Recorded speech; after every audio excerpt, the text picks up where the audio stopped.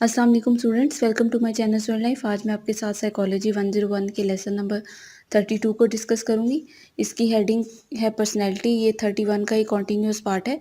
तो इसमें trait theory के बारे में है। एल्पर्ट्स की ट्रेट थ्योरी है, उसके बारे में है कि उसने कैसे इसको डिफ़ाइन किया। उसने इसको 3 कंडीशंस में कैटेगरी में इसको क्लासिफाइड किया: कार्डिनल ट्रेट्स, सेंट्रल ट्रेट्स और सेकेंडरी ट्रेट्स। अब कार्डिनल ट्रेट्स क्या होता है? जो पर्सनैलिटी की इंडिविजुअली जो उसका बिहेवियर होता है, जो उसकी खुद की खसूसियात होती हैं, जैसे उसमें गुस्सा है, गम है, कोई काइंडनेस किसी में ज़्यादा होती है, किसी में हम्बल का जो होता है फैक्टर ज़्यादा होता है। तो ये सब चीज़ें उसकी पर्सनैलिटी से जो रिलेट करती हैं। उसके बाद सेंट्रल ट्रेट्स क्या होती हैं? जो वो किसी से इम्प्रेस होकर सीखता है या किसी की एफिलिएशन से वो सीखता है, किसी के इन्फ्लुएंस से सीखता है। तो ये सब चीज़ें सेंट्रल ट्रेट्स में आती हैं। जैसे किसी ग्रुप के साथ अगर वो एफिलिएट है या किसी और फैक्टर्स को देख के वो अपने अंदर अपनी पर्सनैलिटी को उस फैक्टर के अकॉर्डिंग शेप देता है। उसके बाद सेकेंडरी ट्रेट्स क्या होती हैं? जो हमारी ज़रूरी क्वालिटीज़ तो होती हैं, लेकिन उतनी ज़्यादा ज़रूरी नहीं होती जो जितनी कि सेंट्रल और कार्डिनल्स होती हैं। मतलब ये एज़ कंपेयर टू सेंट्रल और कार्डिनल ये कम ज़रूरी होती है। लेकिन इसमें क्या होता है, जैसे आप किसी सिचुएशन के मुताबिक खुद को शो करवाते हैं या आप कुछ फैक्टर्स, आपकी जो लाइफ के डिफरेंट फैक्टर्स होते हैं जो दूसरों से चेंज होते हैं। जैसे आपने कोई कुछ कलर पहना है या आप कुछ सोच रहे हैं, वो मतलब ये सब चीज़ें आपकी एक दूसरे से मुख्तलिफ हैं और टोटली इन चीज़ों पे रिलेट है कि ये इतनी ज़्यादा मैटर नहीं करती कि अगर आपको कोई कलर नहीं पसंद आ रहा तो वो आपकी पर्सनैलिटी पे अफेक्ट करेगा, या अगर आप कुछ सोच रहे हैं तो वो आपकी पर्सनैलिटी पे अफेक्ट करेगा। उसके बाद क्या, फैक्टर एनालिसिस। फैक्टर एनालिसिस क्या होता है? ऐसा स्टैटिस्टिकल मेथड होता है जिसमें आप रिलेशनशिप शो करवाते हैं लार्ज नंबर ऑफ़ वेरिएबल्स के दरमियान, उनको समराइज़ करते हैं। जैसे बहुत ज़्यादा डाटा आपको दे दिया जाता है और कहा जाता है कि इसको आप डिफरेंट ग्रुप्स में डिवाइड करके इसको एनालाइज करें। जैसे पहले उसका मीन मीडियम निकालते हैं, फिर उसको कोरिलेशन, मतलब जो डिफरेंट फैक्टर्स के साथ आप एनालाइज करते हैं, डाटा को समराइज़ करते हैं उसको, तो इस चीज़ को क्या कहते हैं? Factor analysis. उसके बाद क्या है कि साइकोलॉजिस्ट जो रेमंड बी कैटल और हैंस था, इन्होंने एक थ्योरी प्रेजेंट की जो कि फैक्टर एनालिसिस पे बेस करती थी। इसमें क्या था, ये जो 2 टाइप्स की कैरेक्टरिस्टिक्स को शो करवाती थी, जैसे सरफेस ट्रेट्स और सोर्स ट्रेट्स। अब सरफेस ट्रेट्स क्या होती थी? इसका क्या मतलब होता है? जो आप किसी को देख के आप उस जज कर रहे हैं। जैसे आप किसी लाइब्रेरियन के पास गए हैं या आप किसी के पास भी गए हैं, तो आपको उसने अच्छे तरीके से गाइड किया और आपको प्रॉपर उसने सारा वे दिखाया कि आपने यहाँ से लाइब्रेरी में एंटर होना है और आप इस तरह से ये काम कर सकते हैं। जैसे आप कहीं भी गए हैं तो आपको कोई गाइड कर रहा है अच्छे तरीके से, तो आप उसको एक आपकी उसके साथ एक एफिलिएशन हो जाएगी, एक एसोसिएशन हो जाएगी। आप उसके बारे में अंदाज़े लगाएंगे कि ये पर्सन अच्छा है या इसकी पर्सनैलिटी ऐसी है। मतलब वो हो सकता है कि नेक्स्ट टाइम में वही पर्सन आपके साथ अच्छा बिहेव ना करे, तो आपकी ये जो अजम्पशंस थी ये फॉल्स हो जाए। तो इसको क्या कहते हैं? जो आप ऑन द स्पॉट अजम्पशंस के थ्रू जजमेंट करते हैं। उसके बाद सोर्स ट्रेट्स क्या होती है? जो आप किसी सोर्स के ज़रिए किसी डाटा के ज़रिए आप कलेक्ट करते हैं। जैसे आपने एक क्वेश्चनर बनाया या आपने कुछ एक पैटर्न बनाया, उसके थ्रू आपने पर्सनैलिटी को मेजर किया। जैसे यहाँ पे इन्होंने 16 पर्सनैलिटी फैक्टर्स क्वेश्चनर शेयर किया है, जो कि आपका एक सोर्स है जिससे आप पर्सनैलिटी के बारे में अंदाजे लगा सकते हैं। ठीक है, तो यहाँ पे ये पूरा एक टेबल है आपके साथ यहाँ पे शेयर किया गया है, जिसमें हायर स्कोर है और लोअर स्कोर आपके इन चीज़ों को मिलेंगे। ठीक है, जब आप हायर स्कोर किसी में जज करेंगे तो आप उनमें ये फैक्टर देखेंगे: outgoing, more intelligent, stable, emotional, etcetera. और आप जब लो स्कोर उसको देंगे तो आप रिजर्व्ड और लेस इंटेलिजेंट, हम्बल, सोबर और एट्सेट्रा, इस तरह के फैक्टर्स आप देखेंगे। उसके बाद नेक्स्ट क्या है? आइजनिक डायमेंशन और पर्सनैलिटी। आइजनिक के जो पर्सनैलिटी के बारे में नज़रियात थे या उसके जो कॉन्सेप्ट है, उसने क्या कहा कि पर्सनैलिटी को आप अंडरस्टैंड कर सकते हैं, उसको डिस्क्राइब करते हैं 2 मेजर डायमेंशंस में, यानी आप उसको 2 फैक्टर्स में डिवाइड कर सकते हैं, जैसे इंट्रोवर्जन, एक्सट्रोवर्जन और न्यूरोटिसिज्म और स्टेबिलिटी। इसमें क्या होता है कि जो फर्स्ट डायमेंशन है उसमें लोग इंट्रो से एक्सट्रो की तरफ जाते हैं या फिर वो इनके दरमियान में फॉल करते हैं। उसके अलावा जो सेकंड डायमेंशन है उसमें क्या होता है कि वो उसमें कुछ लोग किसी फर्स्ट चीज़ में फॉल करते हैं या फिर किसी सेकंड रेंज में न्यूरोटिक की रेंज में आते हैं। जैसे इंट्रोवर्जन एक्सट्रोवर्जन क्या होता है, कुछ लोग जो होते हैं वो पॉसेसिव होते हैं, क्वाइट यानी चुप रहने वाले होते हैं, केयरफुल पीपल होते हैं। और एक्सट्रोवर्जन क्या होता है, जो सोशल एक्टिविटीज़ को पसंद करते हैं, एक्टिव लोग होते हैं, बाहर जाना मिलना जुलना पसंद करते हैं। न्यूरोटिसिज्म क्या होता है, जो मूडी होते हैं, टची होते हैं। और स्टेबल जो होते हैं, जो काम और केयर फ्री होते हैं। इवन टेम्पर्ड यानी जो बैलेंस लोग होते हैं और अपने गुस्से को कंट्रोल करने वाले, इस तरह के लोग इसमें आते हैं। और फिर उसमें ये था कि जब इन चीज़ों को इवेलुएट किया गया तो उसमें ये देखा गया कि जो लोगों का बिहेवियर है वो डिफरेंट वैरायटी पे, डिफरेंट सिचुएशन पे बेस करता है। किसी में एक फैक्टर मुकम्मल तौर पे नहीं पाया जाता, सब में कुछ ना कुछ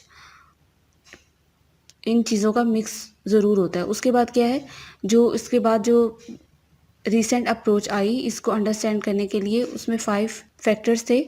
जिसमें क्या था, सर्जेंसी यानी एक्सट्रोवर्जन और सोशबिलिटी था, न्यूट्रोसिज्म था और इंटेलेक्ट था, एग्रीएबलनेस था और कॉन्शियसनेस था। यानी कुछ लोगों में गुस्सा था, गुस्से को देखा गया, जहानत को देखा गया और इखलाक को देखा गया। ये सब चीज़ें देखी गई। इसमें 5 मेजर जो फैक्टर थे। उसके बाद लर्निंग अप्रोच टू पर्सनैलिटी है कि इसमें किस चीज़ पे फोकस किया गया,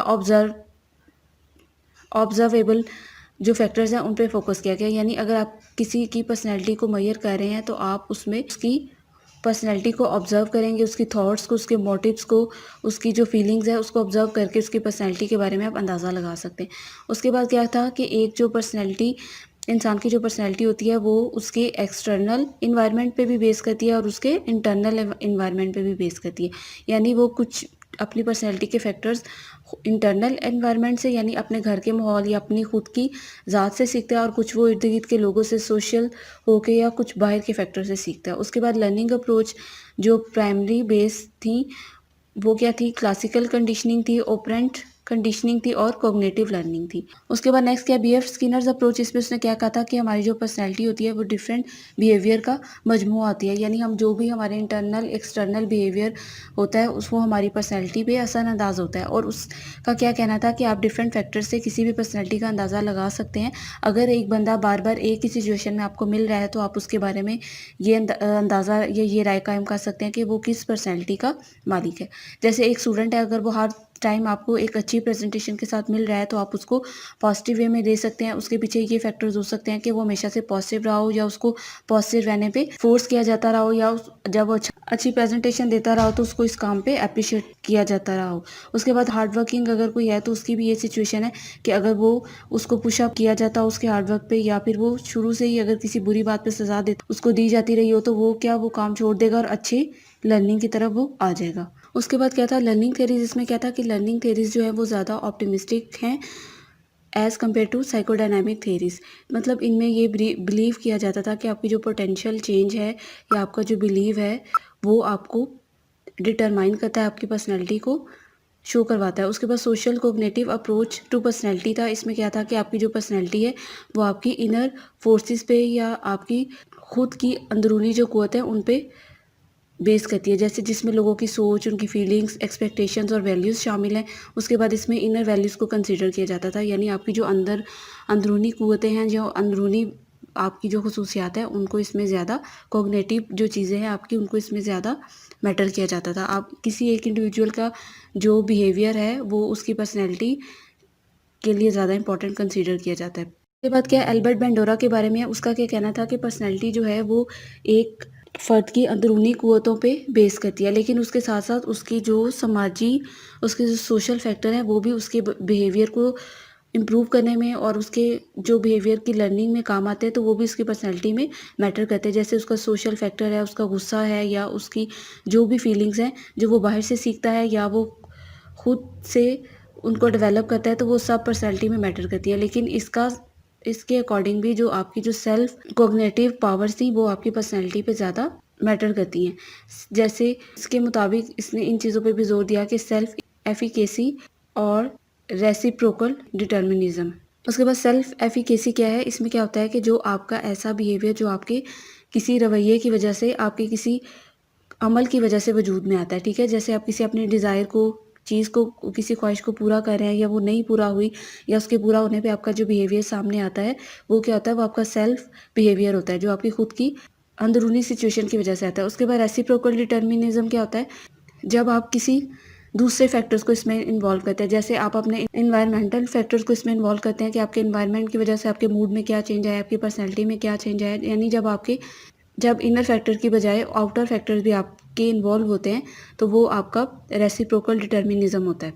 यानी जब आप उसमें डिटरमाइन करते हैं कि आपके और कौन से की फैक्टर्स हैं जो आपकी पर्सनैलिटी और आपके बिहेवियर को शो करवा सकते हैं। ठीक है, जैसे आपके पास कोई, अगर आपको चांस मिलता है कोई काम करने का, तो आप देखेंगे कि आप अपनी सेटिस्फेक्शन किस तरीके से पूरा कर सकते हैं, या आप अपना सेटिस्फाइड रिजल्ट कैसे हासिल कर सकते हो, तो आप उन चीज़ों को अप्रोच करेंगे जो जिसमें आपको अपना रिजल्ट या अपना बेस्ट नज़र आएगा। उसके बाद क्या है, ह्यूमनिस्टिक अप्रोच टू पर्सनैलिटी। इसमें क्या था कि इंसान की जो अपनी शख्सियत है वो कैसे बेसिक चीज़ों पे मुश्तमिल हो सकती है, यानी वो कैसे एक अच्छी नेचर या अपना जो लेवल है उसको अच्छा मेंटेन कर सकता है, अपनी जो इनर पॉजिटिव गुडनेस है उसको वो हाई लेवल पे लेके जा सकता है। अगर उसमें ये एबिलिटी है तो वो अपने आप को इम्प्रूव भी कर सकता है, चेंज भी कर सकता है। अगर वो किसी प्रॉब्लम में है तो अपनी अच्छी नेचर और अच्छी नेचुरल टेंडेंसी की वजह से वो अपने आप को एक अच्छा इंसान भी शो करवा सकता है। उसके बाद कॉल रॉजर्स के बारे में है, उसने क्या कहा था, उसका इस चीज़ पे बिलीव था कि हर इंसान में अच्छी कुव्वतें होती हैं, यानी उसमें अच्छी सोच और अक्लमंदी, खुद मुख्तारी सब कुछ होता है। तो वो क्या करता है, वो जब अपनी इन चीज़ों को, इन फोर्सेस को उसको रियलाइज़ करना चाहिए और वो इनको यूज़ करे, तो वो अपने जो भी कॉन्फ्लिक्ट्स हैं उनको वो इम्प्रूव कर सकता है या उन पे कंट्रोल पा सकता है। उसके बाद उसका सेल्फ कॉन्सेप्ट और कॉन्फ्लिक्ट्स का नज़रिया था, उसका ज़्यादा फोकस एक इंडिविजुअल की पर्सनैलिटी पे था कि उसका ये मानना था कि हमारे जो सेल्फ कॉन्सेप्ट्स होते हैं और दूसरों के जो ओपिनियन होते हैं, दूसरों की हमारे बारे में राय होती है, वो एक दूसरे से रिलेटेड होते हैं। उसका ज़्यादातर फोकस एक इंसान की सिंगल पर्सनैलिटी पे था, यानी वो इंडिविजुअली इंसान की पर्सनैलिटी को ज़्यादा फेवर करता था, और उसका ये मानना था कि हर इंसान में एक अच्छी पॉजिटिविटी होती है जिसकी वजह से वो अपनी जो माइनर साइकोलॉजिकल प्रॉब्लम्स है या एंजाइटी है वो उन पे काबू पा सकता है। उसके बाद अनकंडीशनल पॉजिटिव रिगार्ड्स क्या है कि अगर एक बंदे में कोई तज़ाद है या उसमें कोई इस तरह नेगेटिविटी है, तो अगर उसको पॉजिटिविटी के साथ ट्रीट किया जाए, उसको पॉजिटिविटी शो करवाई जाए, तो वो उन चीज़ों पे काबू पा सकता है।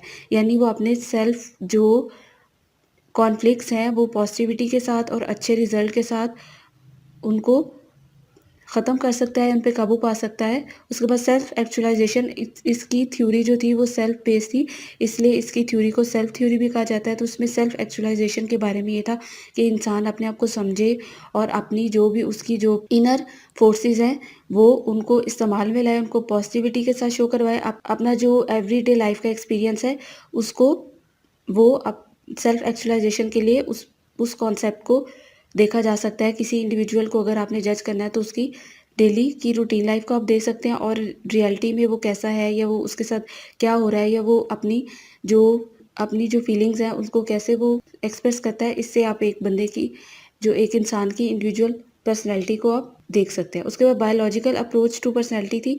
इसमें क्या था, इस अप्रोच में ये था कि इसमें बायोलॉजिकल फैक्टर्स को ज़्यादा देखा जाता था कि अगर आपकी कोई पर्सनैलिटी में कुछ फैक्टर्स हैं, पॉजिटिविटी है या नेगेटिविटी है या कॉन्फ्लिक्ट है, तो वो आपको आपकी इनहेरिटेड पर्सनैलिटी भी कंसीडर किया जा सकता है, यानी आपको मौरूसी तौर पे भी ये चीज़ें आप में आ सकती हैं। उसके बाद क्या, टेम्परामेंट वो क्या कह रहे हैं कि एक मेन इंग्रेडिएंट है पर्सनैलिटी का, ये बेसिक फंक्शन है। टेम्परामेंट एक ऐसा फैक्टर है जो कि आपकी पर्सनैलिटी का बेसिक फैक्टर है। ठीक है, यानी टेम्परामेंट क्या होता है कि आप में कितना चीज़ को समझने की कितनी सलाहियत है, या आप उसको कैसे रिएक्ट कर सकते हैं, यानी आपका खुद का जो गुस्सा है आप उसको कैसे कंट्रोल कर सकते हैं।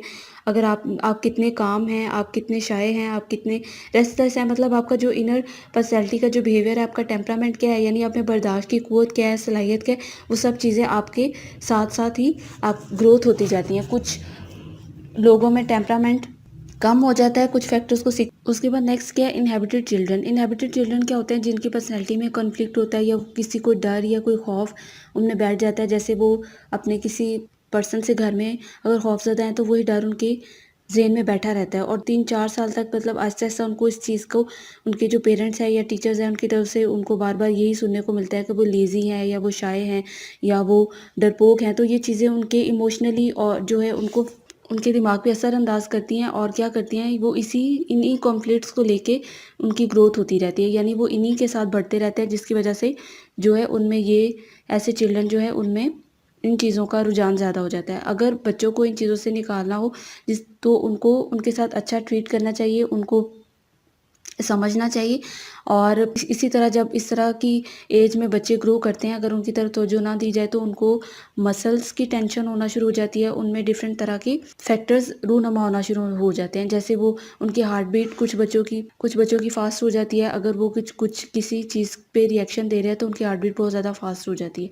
उनकी हार्मोनल चेंजेज़ उनमें आना शुरू हो जाती हैं, तो इन चीज़ों का ख़्याल रखना चाहिए कि आप इन बच्चों को कैसे ट्रीट किया जा सकता है और इनको कैसे इन कॉन्फ्लिक्ट से निकाला जा सकता है। उसके बाद क्या है कि इसमें बहुत ज़्यादा जब जो बच्चे ट्विन्स होते हैं उनके बारे में स्टडीज़ की गई कि उनको कैसे सपोर्ट किया जाता है या बायोलॉजिकल फैक्टर उनकी पर्सनैलिटी पे कैसे असरअंदाज होते हैं और बाकी जो हैं उनकी स्टडीज़ 1988 में जो उनकी स्टडीज़ थी उनको इसमें देखा गया।